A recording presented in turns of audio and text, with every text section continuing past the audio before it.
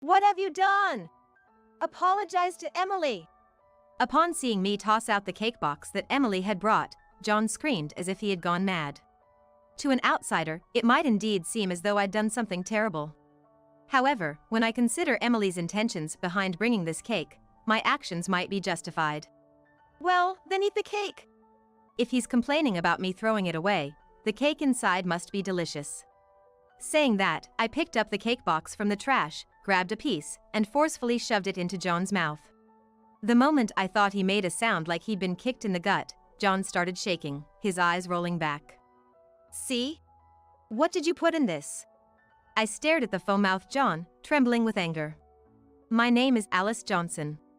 I'm 35 years old and work as a nurse, but I'm currently on maternity leave, being 10 months pregnant. I married John, who works at a staffing agency, 2 years ago. We had been trying to conceive right after our marriage, but it took a long time. We considered undergoing costly infertility treatments, but John was against it, so we relaxed and continued trying on our own. During this time, we had our ups and downs, and my mental state became unstable, resulting in considerable stress. Being a nurse is a demanding job, and the challenges of conception nearly broke me multiple times. However, this year, we finally succeeded. So far, the baby has been developing well. Still, I've always been anemic, so doctors have told me to be careful. Anyway, I worked until the last possible moment, started my maternity leave a month ago, and have been preparing baby necessities. I was looking forward to the baby's birth, just planning to pass the time with some occasional exercise. I never expected things to turn out this way. There had been signs from a while back. Marrying John wasn't straightforward, and I often wondered if I should marry him at all. The reason was that he had a daughter, Emily, who was in her second year of middle school at the time. I met John on a dating app. While there are various tiers of dating apps, the one I was using wasn't specifically for marriage-minded people but more casual dating. Being new to the world of dating apps, I felt hesitant to jump straight into marriage-focused ones. At the first dating app one ever signed up for, I communicated and met with several men, but the one who felt just right for me was John. John's profile only had basic information. He worked in human resources, and his hobbies included soccer and horse racing. It gave me no clue about his personality. Yet, I felt a connection and hit the like button, and when John liked me back, our messaging began. Before I knew it, we had been out for dinner several times, and we started dating. John was 3 years older than me, but he had this innocent, boyish charm which I found endearing. So when he told me, "Let's get married. But there's something I need to tell you," I was taken aback. "What do you need to tell me?" "Well, I'm actually divorced and have a child." "What?" His revelation was so shocking that I was left speechless. Looking back, it wasn't something to be confessed before marriage. Probably on a marriage-focused app, such circumstances would need to be disclosed, but the app one was on was more casual, aimed at dating. I couldn't complain since I felt it was like being caught off guard. "Well, let me think about it." I didn't answer right away and decided to give it some thought. Later on, when I inquired more about his child, I found out that she was currently in her second year of middle school and her name was Emily. I asked if I could meet her, but he brushed it off, saying, "She's in her rebellious phase and doesn't want to meet anyone. But trust me, she's a good kid at heart." While she was indeed a teenager, I wondered if it was all right for her not to meet someone who might become her mother. Still, she'd be an adult in a few years, and John assured me she was a good kid. I decided maybe she was just an easygoing child, not making a big deal of her mother's role. At that time, I felt like I was trying to persuade myself because I wanted to marry John so much. Eventually, I gave in and we married, leading to my first encounter with John's daughter, Emily. Emily had a short hairstyle and tan skin, looking every bit the typical middle school girl. She stared at me intently, possibly out of nervousness, so I tried to speak in the gentlest tone I could muster. "My name is Alice.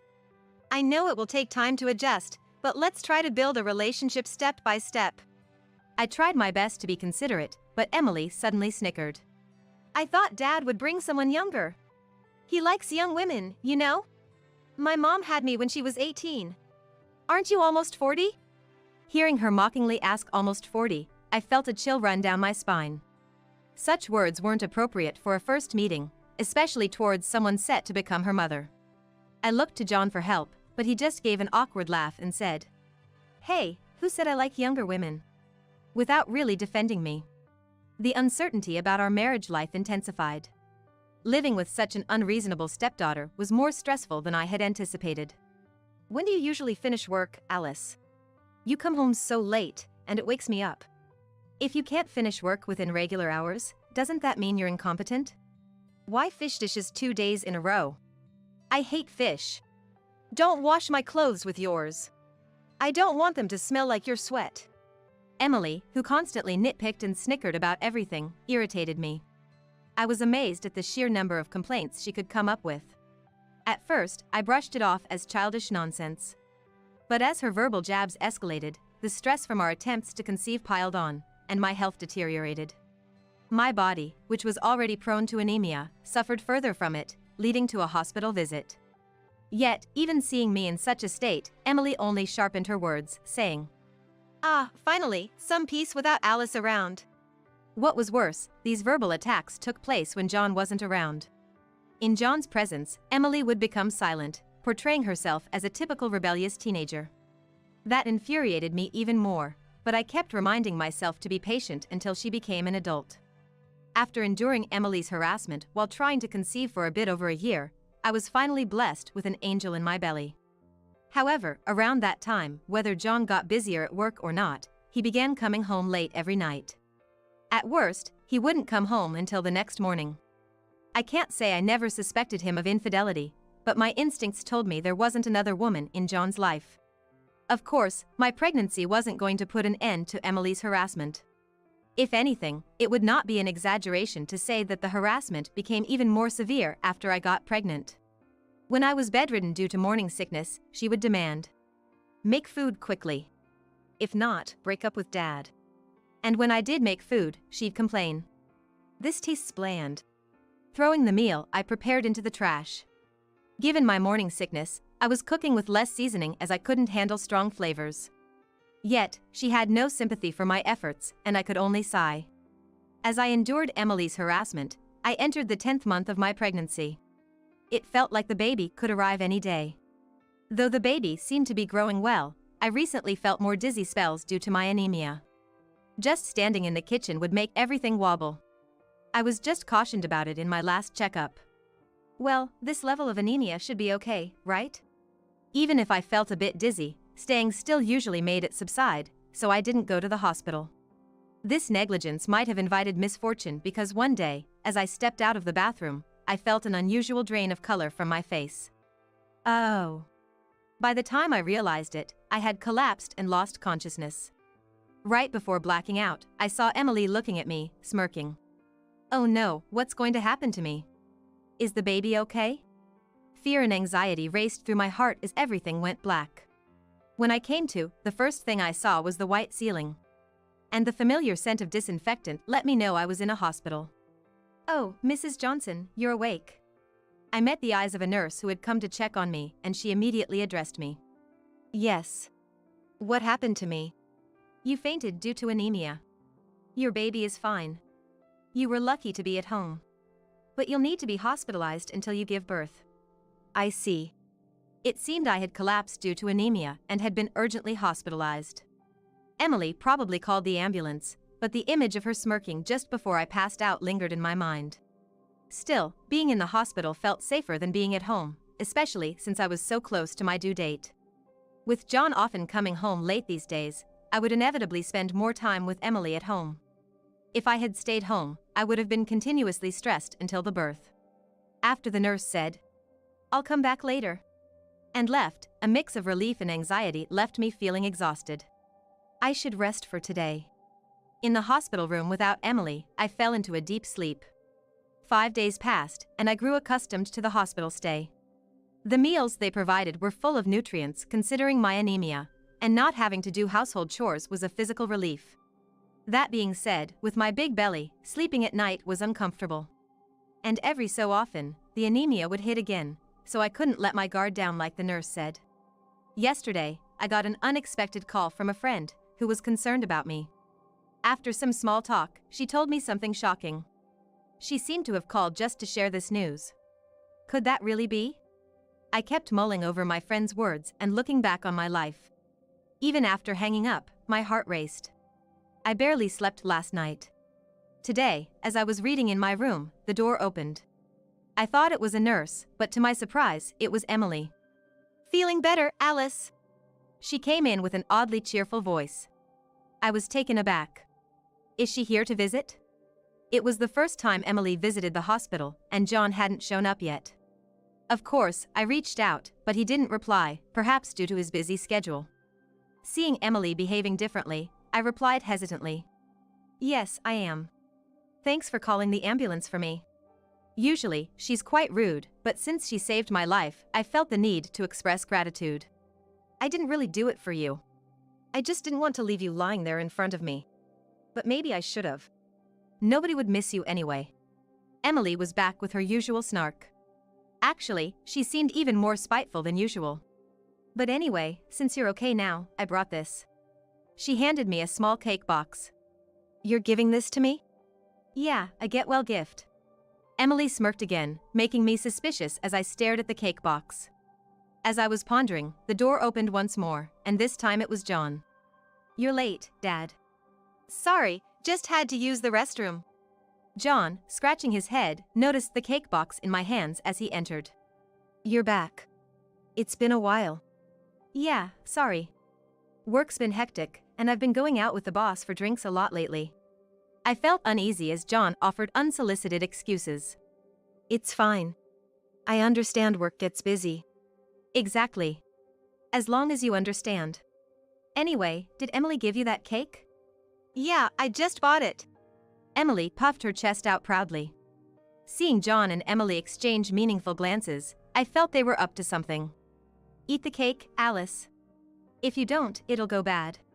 Seeing John rush me to eat the cake, I threw the entire cake box in the trash. How could you? Apologize to Emily.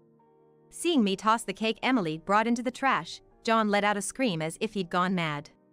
From an outsider's perspective, it might seem like I'd done something awful. But when I thought of the scheme behind Emily bringing that cake, it seemed like the only logical reaction.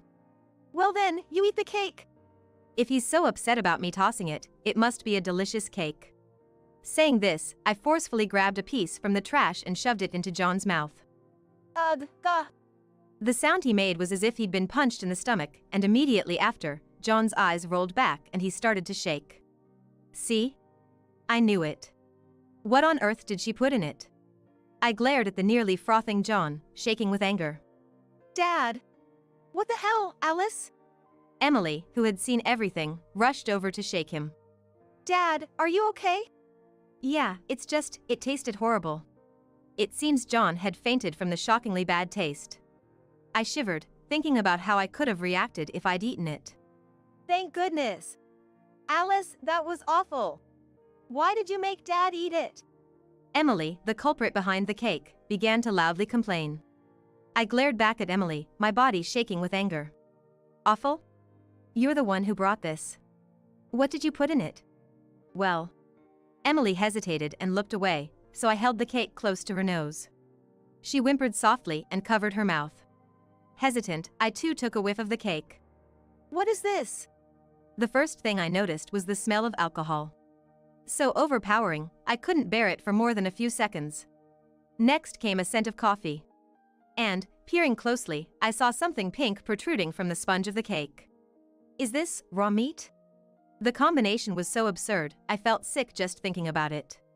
Alcohol, coffee, raw meat. There could be even more. This wasn't something bought at a store. It was clear Emily made it herself. Everything in here is what a pregnant woman shouldn't eat. I'd been careful to avoid alcohol, caffeine, and raw meat during my pregnancy. Consuming them could harm the baby or cause food poisoning. Why would you make such a thing? But I knew Emily's motives. And I was also aware of John's complicity in her scheme. You both were intentionally trying to make me eat something harmful to harm me, weren't you? Well. Emily stuttered, clearly taken aback by my direct accusation. No matter how intricate the prank, she's still just a 16-year-old kid. She probably hadn't envisioned any other outcome besides me safely consuming the cake. I saw this as my chance to address the pent-up frustrations. Emily, why do you want me out of the house so badly? It was clear from her choice of the absurd cake as a gift that she wanted me gone. Because you're in the way, Alice. I never asked for a new mom. You probably think I'm just a brat, right? Emily yelled out with a childlike reason. I get it. I'm probably an eyesore to her. Accepting a new mother figure so suddenly is tough. But it was Emily who had initially refused to meet me before the marriage. Moreover, it's been Emily causing all the trouble. I've done nothing to her. I've been on the receiving end of Emily's harassment all this time. Without ever considering my feelings, she's been acting on her selfish whims. I need to stand my ground and set her straight. We need to get something straight, Emily. When have I ever called you a brat? If you feel that way, isn't it because of your own actions towards me? You can't just switch the narrative and play the victim here. What do you know? Even Dad doesn't like you. In a defiant move, Emily tried using John as a shield. John looked utterly drained after eating the cake. I turned to John, having something pressing to discuss. So I heard you got fired from your job? What? How do you? John flinched at my words. Hearing the word fired, Emily shot a surprised look at him. What? I got a call from a friend yesterday. We hadn't spoken in a while, and she told me she works at the same company as John. Her name's Ms. Young. Young, the manager. John murmured. Yes, Manager Young told me you embezzled company funds and got fired. I thought you were coming home late because of work. But were you out gambling every night, trying to make some quick money? And losing it all instead? Your monthly payments seemed like a regular salary, but were they just loans? Were you planning to get life insurance money from my death? Right.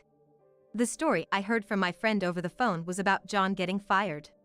I was deeply shocked, but reflecting on John's recent behavior, it didn't seem improbable. Wanting to get rid of me and the alignment of their interests led John to conspire with Emily. They visited me, ensured I ate the cake, and once they got the insurance money, it would have been over. But their plan fell apart easily. What are you talking about? John uttered, his eyes unfocused. Seeing him and the horror on Emily's face, I knew I'd hit the mark. Now, to deliver the final blow. I'm sorry, but I no longer consider us a family. I want a divorce. I'll be seeking compensation for all the deceit and harassment, and also child support for our kid. You don't have a say in this. What the hell? That's not fair. Exactly. How do you expect Dad to provide without a job? Their responses were sharp and defensive. But I controlled the narrative. Unfair? Who's the unfair one? You both plotted to end my life. That's the real injustice. I don't want to raise my child under the same roof as you two. Now, leave. With a furious blaze in my eyes, both of them were so scared that they left hastily. Screaming like that gave me abdominal pain. I pressed the nurse call button, telling her my labor had started. Though the day had been hectic, I prepared to give birth. A week later, after being discharged from the hospital with my newborn, I quickly reached out to a divorce attorney. John was visibly downtrodden the whole time, but upon seeing the attorney's business card, his face turned even paler. He begged me to reconsider, but I ignored him and went straight back to my parents' home. I later heard about John and Emily's situation from a neighbor. John, who was already in debt and untrustworthy, was demanded alimony and child support through the attorney. He borrowed even more money and paid me in a lump sum. It was clear he took out high-interest loans from loan sharks since there's no way he could get a loan from a bank with his credibility. He's probably gonna be burdened with paying back those high-interest loans. However, since he tried to take my life, he deserved that kind of punishment. I don't know who started the rumor, but apparently, Emily's attempt to poison her mother with a cake became talk of the school. Given the huge commotion over the cake, someone at the hospital must have overheard and spread the story. She became an outcast at school and seemed to have become a recluse. However, considering the money-strapped Johnson family, she had to work part-time to get by. Emily dropped out of school and started working. It's a sad story, but thinking about what she did to me, she should probably learn some life lessons from this part-time job. It might even be a good experience for her. Meanwhile, I'm living happily at my parents' home, raising my child with them. Being a first-time parent, there's a lot of ups and downs. But no matter how tired I am, my baby's cuteness melts away all the fatigue every day. Once things settle down with the baby, I'm thinking of returning to work. I'm looking forward to spending quality family time with my child and my parents in the future.